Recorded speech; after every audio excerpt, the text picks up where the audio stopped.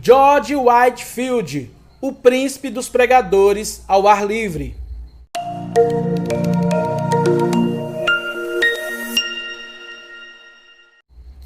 Olá, gente, tudo bem com vocês? Graça e paz da parte do Eterno. Eu sou Elisama Santos, sejam bem-vindos ao nosso canal. E hoje nós vamos falar de George Whitefield, o príncipe dos pregadores ao ar livre. Se você não é inscrito ainda, se inscreve, deixa o seu like para estar ajudando esse projeto. George Whitefield nasceu em 1714, na cidade de Gloucester, na Inglaterra. Ele perdeu seu pai ainda quando tinha 2 anos de idade. Porém, a sua mãe casou novamente e abriu um bar. A história conta que Whitefield trabalhava nesse bar, servindo bebidas e fazendo limpeza. O interessante é que mesmo sem ser cristão, ele já lia a escritura e já produzia alguns sermões. Na escola, era conhecido como um excelente orador. Quando cresceu, custeou seus estudos trabalhando de garçom e foi estudar em Oxford, justamente na faculdade em que estava John Wesley. Ele se uniu ao chamado Clube Santo. Eu conto isso nesse vídeo aqui, que eu vou deixar no card falando sobre John Wesley. Porém, ele adoeceu e teve que voltar para sua cidade. Lá chegando, criou a Escola Bíblica para Jovens. Era uma escola que incentivava os jovens que queriam aprender da palavra de Deus, ter uma vida piedosa e uma vida de oração.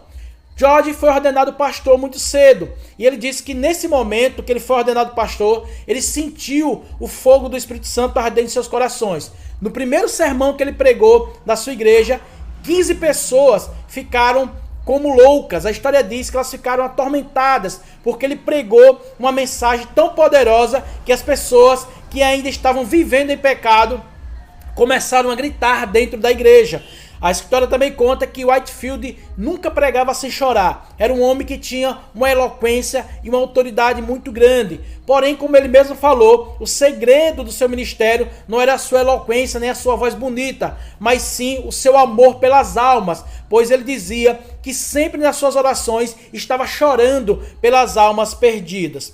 Whitefield pregava às vezes 10 vezes por semana e muitas das vezes não dentro da igreja, dentro do templo, mas sim ao ar livre. Viajou para vários países, viajou para a América, viajou para a Suécia, por alguns países da Europa. O interessante é que George Whitefield, ele não era uma pessoa robusta, ele era um cara franzino e tinha muitos problemas de saúde, inclusive problemas pulmonares.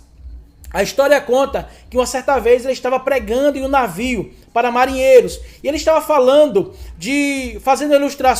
uma ilustração sobre um navio que afundava, pregando ali na passagem de Jonas. E a pregação dele foi tão poderosa que os marinheiros começaram a gritar ali naquele navio, como se estivessem vendo a cena, como se realmente o navio estivesse afundando. Bom, Whitefield morreu aos 65 anos de idade, mas antes de morrer, ele deixou o seu legado. A história conta que ele criou um orfanato para recolher jovens que estavam nas ruas. Isso ele fez na América do Norte. A história também conta que ele era apaixonado pelos órfãos, e os órfãos tinham ele como pai, pois quando ele estava longe, ele escrevia carta para esses órfãos. Porém, quando ele foi para a América do Norte visitar o seu orfanato e ficou na casa de um certo pastor, aos 65 anos de idade, ele veio a falecer às 2 horas da madrugada, pois a história conta que ele acordou e chamou seu amigo e ele disse: "Eu estou morrendo". A história conta que Whitefield foi enterrado na igreja onde ele pediu, e ele foi enterrado sobre o púlpito, e a igreja ficou tão lotada que não deu para caber as pessoas. Muitas pessoas ficaram fora da igreja.